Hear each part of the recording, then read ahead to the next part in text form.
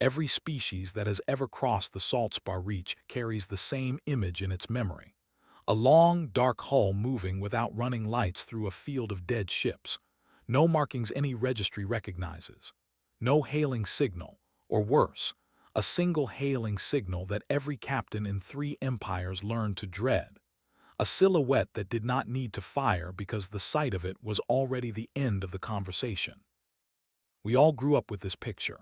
Our hatchlings are shown it in their first threat orientation cycles. It appears in our naval academies, in our merchant guild warnings, in the bedtime cautionary tales the Tesseran tell their young. In the carved warning stones the Asuan still keep at the edge of the Reach. The most feared ship in the recorded history of that corridor.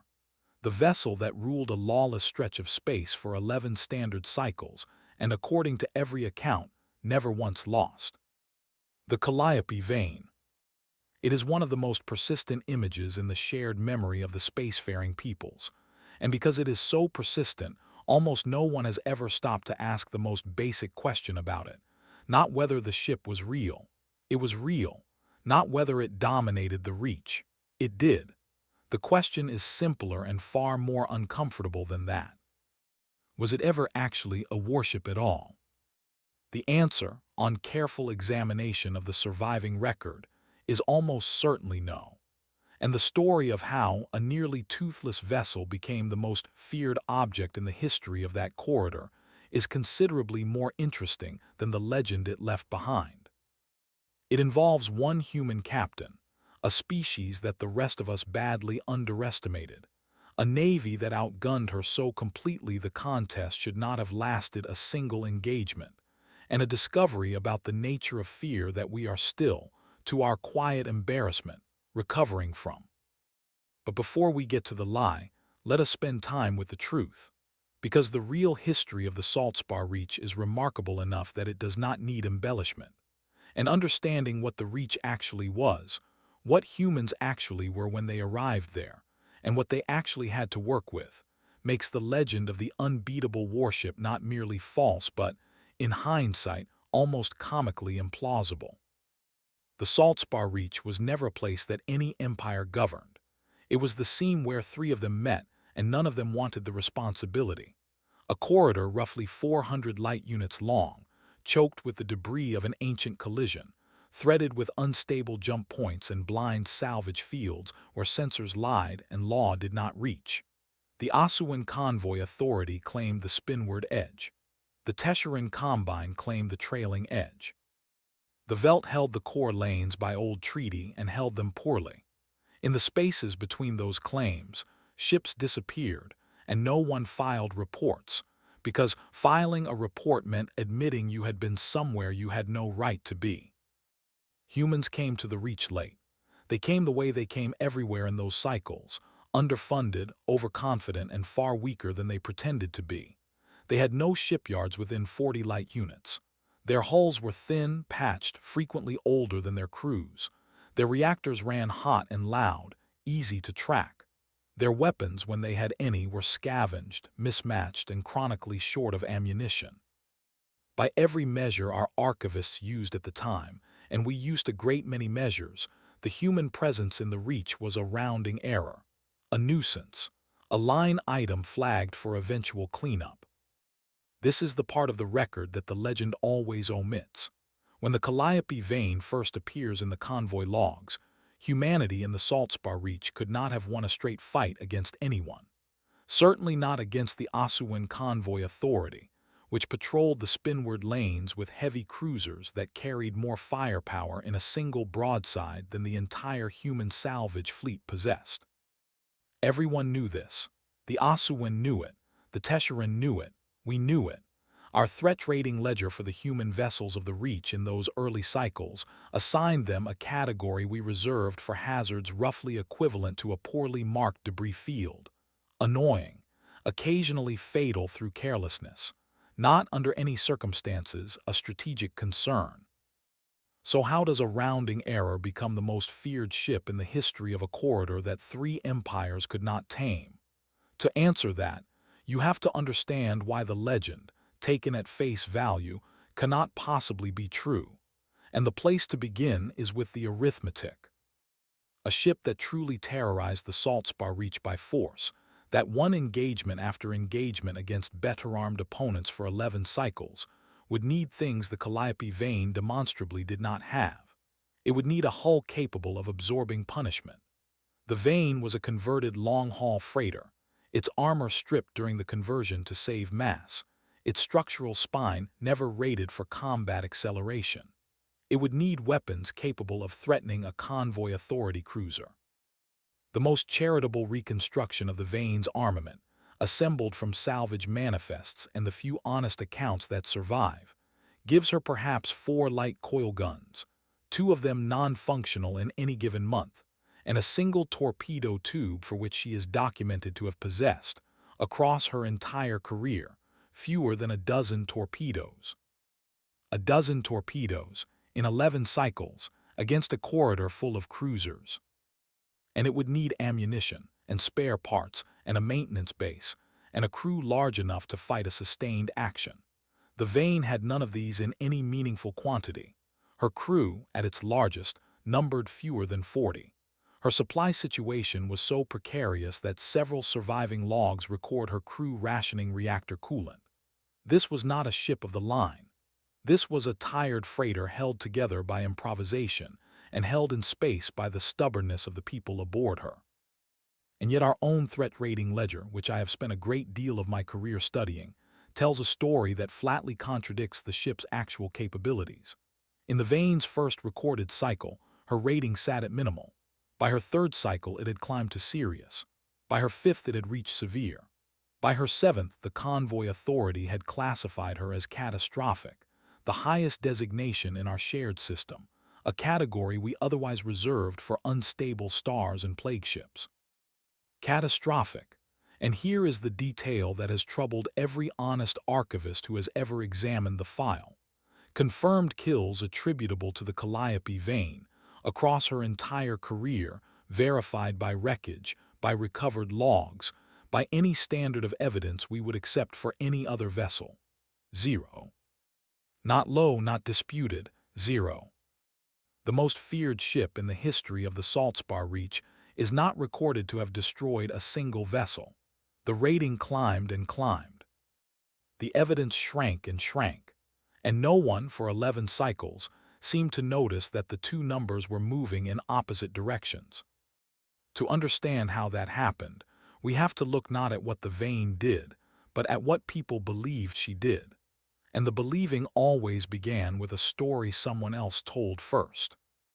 Consider the 4 engagements that built the legend, the ones every account repeats, the ones carved into the warning stones. Examine them in order, and a pattern emerges that is almost embarrassing once you have seen it. The first is the surrender at Bellwether Drift. The story, as the Reach tells it, is that the Calliope Vane fell upon a Tesseran ore convoy of 9 ships and forced the entire formation to surrender its cargo without firing a shot. Such was the terror of her reputation. This is true in every particular except the one that matters. The Vane did approach the convoy. The convoy did surrender. But the reputation that terrified them had been built, in the cycles before, entirely out of rumor, and the convoy's escort captain, a Tesseran of no particular courage, later admitted under inquiry that he had surrendered because of what he had heard the Vane did to other ships. When pressed on which ships, specifically, he could not name one. He had surrendered to a story. The Vane sailed away with 9 ships' worth of ore and not a single discharge on her weapons log. The second is the convoy that scattered itself near the Ashfall jump point. Here the legend grows in the telling. The Vane, it is said, attacked a Velt grain convoy at night and sank 3 ships in minutes. The salvage record tells a different story. 3 Velt ships were indeed lost that night. All 3 were lost to collision and a botched emergency jump executed in panic when their formation broke apart trying to flee a single contact on their sensors. That contact was the Vane. The Vane fired nothing. She did not need to. The Velt killed their own ships fleeing a ship that was, at that moment, nearly out of reactor fuel and in no condition to pursue anyone. 3 losses, attributed to the Vane, caused by fear of the Vane, inflicted by the victims upon themselves. The third is the gunship at Kourou Spar, the engagement most often cited as proof that the Vane could fight. An Asuan patrol gunship, a real warship, pursued the Vane into the debris fields of Kourou Spar and opened fire. The gunship's own logs, recovered later, record a sustained engagement, multiple hits confirmed, the enemy vessel crippled and venting atmosphere. A clear victory for the convoy authority, except that the Vane sailed out of Kourou Spar 3 days later entirely intact. The vessel the gunship crippled was a decoy. An empty hull, a derelict salvage wreck the Vane's crew had towed into position, dressed with running lights and a false reactor signature, and set adrift in the gunship's path. The Asuan gunship spent its ammunition and its reputation destroying a corpse. The Vane watched from the dark and added the gunship's confusion to her legend. And the fourth is the Great Fleet rout at Salt Spar Narrows, the engagement that finally elevated the Vane to catastrophic. The story holds that the Vane faced down an entire Asuan task force, 6 warships, and broke them. The truth, reconstructed from the task force's own communications, is that the 6 warships arrived at the Narrows, detected the Vane's signature, detected what appeared to be the wreckage of 2 of their own missing patrol ships drifting in the debris ahead, concluded that the Vane had already destroyed those patrol ships, and withdrew rather than face a vessel capable of such a feat. The wreckage was real. The 2 patrol ships were genuinely missing, but they had not been destroyed by the Vane. They had been lost cycles earlier to a navigational accident, and their wreckage had been carefully, patiently relocated to the Narrows and arranged exactly where the task force would find it. 4 engagements, 4 legendary victories, and in all 4 the same thing is true. The Calliope Vane almost never actually fought. She arranged. She positioned. She let others draw the conclusion she wanted them to draw, and then she let their own fear do the work that her 4 light coil guns never could. So where did the terror come from? Not from the ship. The ship was a tired freighter. The terror came from a person, and the story of that person is the part the legend works hardest to forget, because a manufactured legend cannot afford to remember the hands that built it. Her name was Mara Okonkwo, and before she captained the Calliope Vane, she had been, of all things, a cargo underwriter. She had spent the early part of her life assessing risk for a human shipping concern, calculating the probability that a given vessel on a given route would be lost, and pricing that probability into a contract. She understood, in a way that no admiral in 3 empires seemed to, that the value of a threat has very little to do with the threat itself and almost everything to do with what people believe about it. A pirate who sinks 1 ship in 10 makes a captain cautious. A pirate who is believed to sink 9 in 10 empties the lanes. The difference between those 2 pirates is not firepower. The difference is reputation, and reputation, Okonkwo understood, could be manufactured like any other cargo. She did not build her legend by winning battles. She built it by engineering the appearance of battles she never fought, and by understanding, with the cold precision of an underwriter, exactly what each species was most afraid of and exactly how to make that fear point at her. Her quartermaster was a man named Daniel Reyes, and his particular genius was patience. It was Reyes who first proposed relocating wreckage, who understood that a ship lost to accident could be moved, cycle by cycle, into a position where its discovery would tell a lie. It was Reyes who insisted, against the instincts of a crew that wanted to fight, that the Vane should fire as rarely as possible, because every shot she fired was evidence of what her guns could actually do, and the truth of her guns was the one thing that could destroy her. The legend required that she remain unseen, unproven, unverified. A confirmed kill was not a victory. A confirmed kill was a measurement, and measurements were fatal to a myth. And her signals officer was a woman named Esther Lindqvist, who built the single most effective weapon the Calliope Vane ever carried, a weapon that weighed nothing and cost nothing and never ran out of ammunition. It was a signal, a short, repeating transmission on a frequency every ship in the Reach monitored. It carried no message, no demand, no threat. It was a fragment of an old human folk song, slowed down, stripped of its words, reduced to a pattern of tones.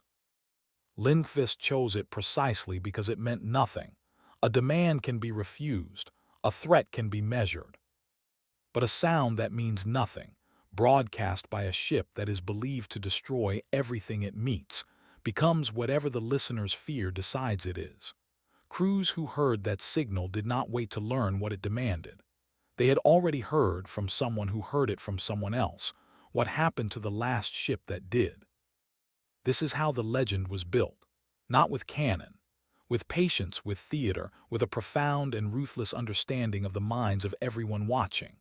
Ship by ship, rumor by rumor, relocated wreck by relocated wreck, Mara Okonkwo assembled the most feared warship in the history of the Saltspar Reach out of a freighter that could barely defend itself, and the empires that should have known better helped her do it. Every account they told, every warning they carved, every panicked withdrawal they logged, added another layer to the very thing that frightened them. They were not the audience of the legend. They were its co-authors. And once it existed, the legend behaved exactly as a legend behaves. It grew on its own. It no longer needed the vein to feed it. Convoys began surrendering to ships they merely suspected might be the vein. A freighter captain spotting any unmarked hull in the debris fields would broadcast a panicked warning, and that warning would itself become evidence, cited later as another sighting, another engagement, another victory. The Aswin Convoy Authority, which had outgunned the vein from the very first cycle, poured staggering resources into hunting her, diverting cruisers from real duties, fortifying lanes that needed no fortification, raising insurance and convoy fees so high that legitimate trade through the Reach began to collapse under the weight of a fear that pointed at a ship with a dozen torpedoes and 4 guns, 2 of which usually did not work.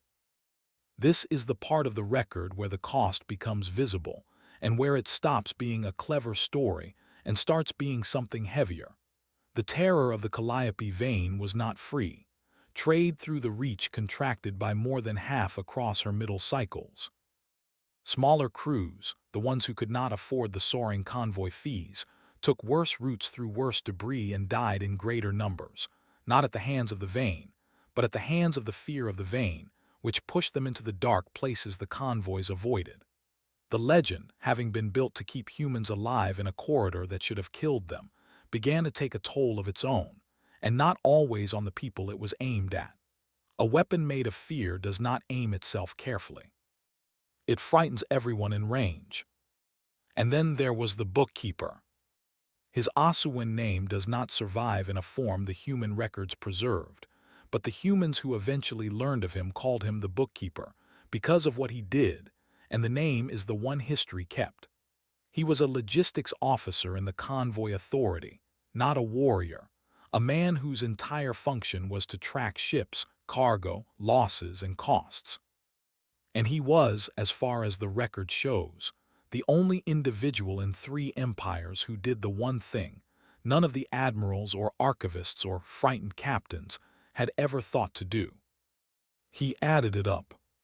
He took the threat rating ledger, the same ledger that had climbed from minimal to catastrophic over 7 cycles, and he set it beside the column of confirmed losses, the wreckage actually recovered, the kills actually verified.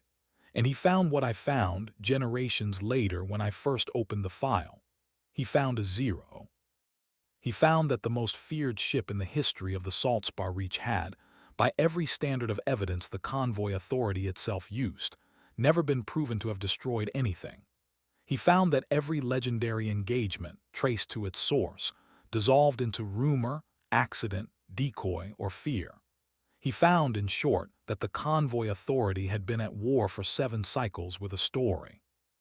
What the bookkeeper did with this discovery is the detail that elevates the whole affair from a clever trick to something closer to a tragedy, and something closer to wisdom. He did not report it. He understood, sitting alone with his ledger, that the legend had become more real than the ship. He understood that the fear of the Calliope vein was now woven so deeply into the Reach that exposing the truth would not free anyone. It would only mean that the next predator, a real one, with real guns and real malice, would find a corridor full of crews who had been taught that terror was always a bluff. The legend was a lie, but it was a lie that was, on balance, keeping the lanes quieter and the killing lower than the truth would have. He had spent his life pricing risk. He priced this one too. And he closed the ledger and he said nothing, and he let the most feared ship in the history of the Reach go on being feared, because the alternative was worse. We know about the bookkeeper at all only because, many cycles later, after the Calliope vein had finally gone silent and Mara Okonkwo had vanished into the same obscurity that swallows most humans who survive their own legends, his private notes were found and matched against the official file. And in those notes is the sentence that, more than any other single line in the record, explains the whole affair. He had written, beside the catastrophic rating and the 0 confirmed kills, 4 words. The ship is empty, and then beneath it a 5th good. So what do we make of the Calliope vein, now that we have taken her apart? The legend says she was the most feared warship in the history of the Saltspar Reach. The truth is that she was a tired freighter with 4 guns and a dozen torpedoes, crewed by fewer than 40 people, who never won a battle because they almost never fought one. Both of these statements are true. The distance between them is the most important thing humanity ever taught the rest of us, and we learned it slowly, and we learned it with the particular discomfort of a species that prides itself on rating threats, accurately discovering that it had been comprehensively, expensively, willingly fooled for 11 cycles by people who understood our fear better than we understood our own guns. Because here is the thing that we, the careful ones, the rating keepers, the catalog makers, took longest to accept. The Calliope vein's real weapon was never aboard the ship. The coil guns were nearly useless. The torpedoes were a rumor with a warhead. The hull was scavenged and the reactor was failing. The weapon that conquered the Reach was not on the vein at all. It was in us. It was in the Teshuran escort captain who surrendered to a story he could not source. It was in the Velt convoy that killed itself fleeing a ship out of fuel. It was in the Asuan task force that retreated from wreckage it had arranged in its own imagination. It was in our ledger, climbing toward catastrophic while the evidence fell toward 0. Mara Okonkwo did not build a warship. She built a mirror and aimed it at everyone watching, and let us frighten ourselves with our own reflection. The pirates of the Saltspar Reach, the human ones, left a stranger legacy than the legend allows. They did not leave a trail of wreckage. They left almost none. What they left was an idea, and the idea has outlived every ship and every empire that feared it. They understood, these underfunded, overconfident, badly outgunned newcomers, that the most powerful force in any contested space is not firepower. It is belief. They understood that fear is a story people tell themselves, and that whoever writes the story holds a weapon that no shipyard can build and no broadside can match. They understood, with the cold clarity of a cargo underwriter pricing a risk, that you do not need to be the most dangerous ship in the corridor. You need only to be the ship that everyone has already decided not to test. The legend of the unbeatable warship is a lie, but like the best lies, it tells us something true. Not about the ship, which was empty. About us, who were not. It tells us that we are the kind of beings who would rather believe in a monster than do the arithmetic. That we will arm a story until it outweighs the truth, and then defend the story long after we have stopped believing it, because the believing has become more comfortable than the knowing. The humans did not defeat the empires of the Saltspar Reach. They simply noticed something about the empires that the empires had never noticed about themselves, and they were patient enough, and ruthless enough, and clever enough to use it. The Calliope vein is long gone. The corridor she ruled is quiet now, charted and lit and governed at last, and the warning stones at its edge have been moved to museums, where our hatchlings read them and shiver at a ship that could not, in truth, have harmed them. The most feared vessel in the history of the Reach destroyed nothing, conquered everything, and left behind a single unanswerable lesson that we are still, all these cycles later, trying to forget. That somewhere in the gap between what a thing is and what we believe it to be, there is a weapon. And that humans, of all the peoples we have catalogued and rated and tried to understand, were the first to look into that gap without flinching, and the first to realize that the gap was theirs to fill. We keep the file open still. Threat rating, catastrophic. Confirmed kills, 0. We have never once revised it, not because we cannot, because we finally understand what the rating was always measuring. It was never measuring the ship. It was measuring us,